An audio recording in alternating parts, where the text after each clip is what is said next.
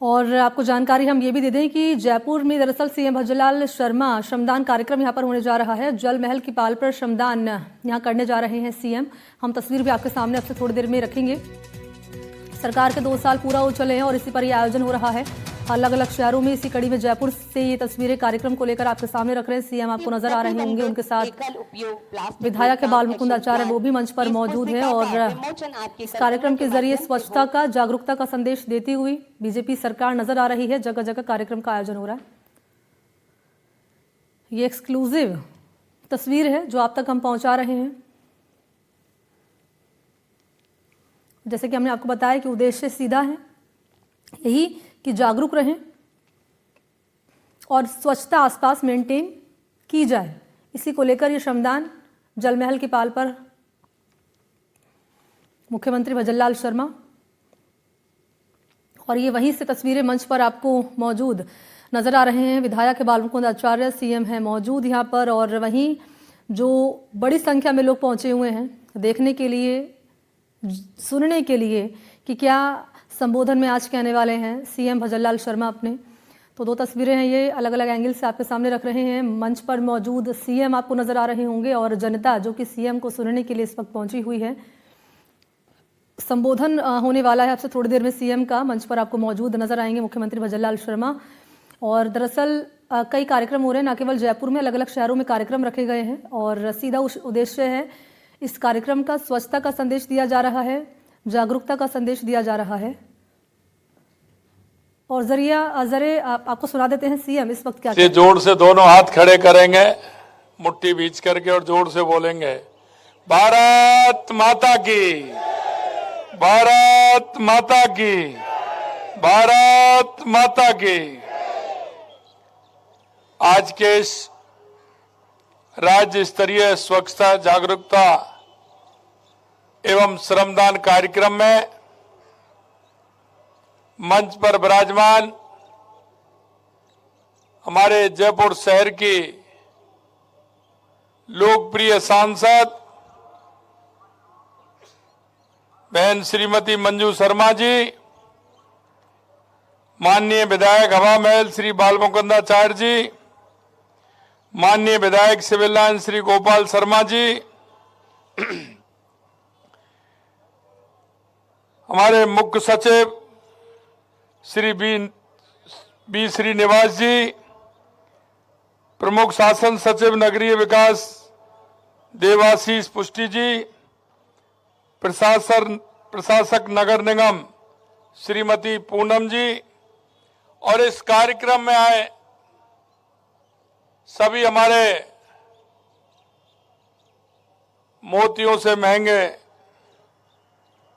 जो हमेशा स्वच्छता का ध्यान रखते हैं, ऐसे मेरे भाई और बहनों, आज मैं आप सभी का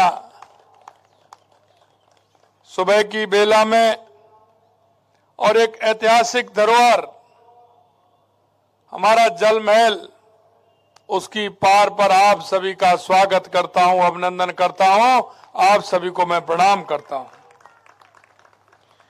आप सभी का आज के इस स्वच्छता जागरूक एवं श्रमदान कार्यक्रम में आप सभी ने जो हिस्सा लिया है, एक जो संदेश दिया है, उसके लिए भी मैं आपका स्वागत करता हूं। आप अपना कीमती समय यहां निकाल कर आए हैं और आपके मन में जयपुर ही नहीं, राजस्थान हमारा कैसे स्वच्छ रहे,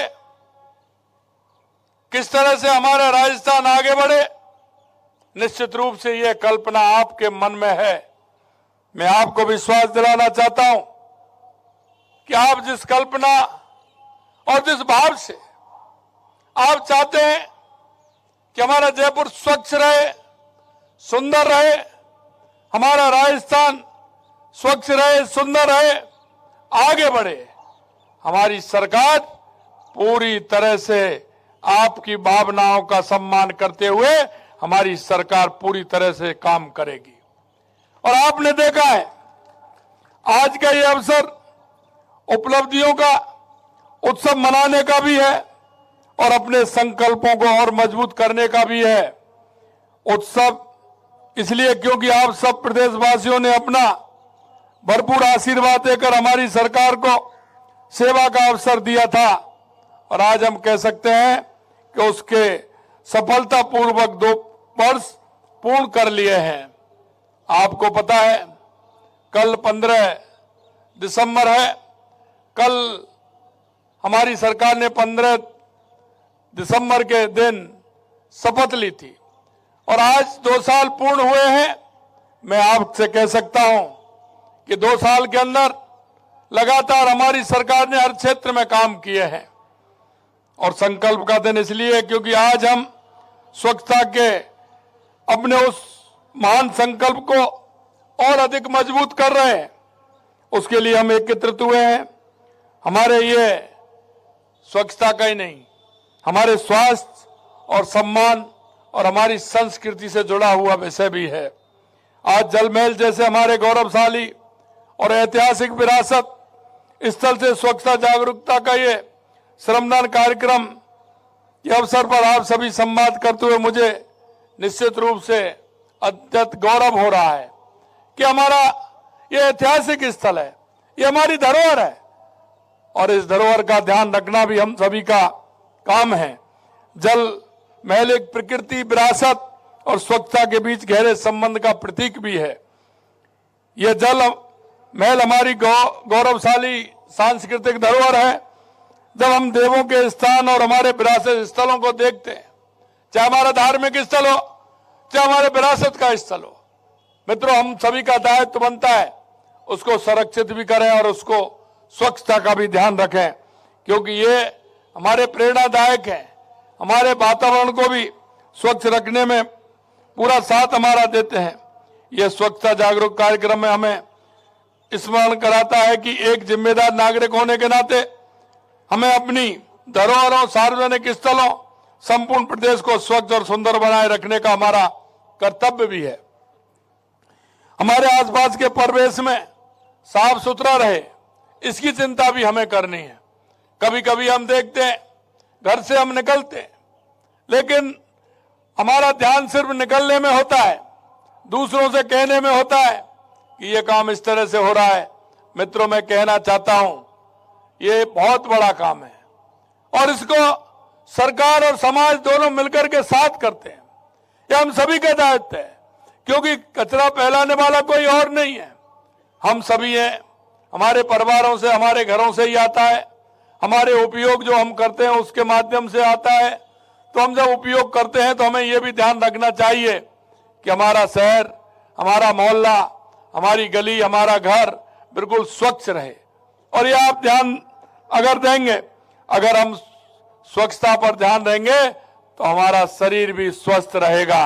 मित्रों मैं आपसे यही कहना चाहता हूं कि हमारे जो योद्धा हैं, आसपास परिवेश साफ सुथरा रखने में स्वच्छता योद्धा हैं, एक महत्वपूर्ण भूमिका निभाते हैं। हमें उनका भी सम्मान करना चाहिए। अब अगर वो आते हैं तो हमें उनको सम्मान से बात करनी चाहिए, उनका सम्मान करना चाहिए, उनका सहयोग करना चाहिए।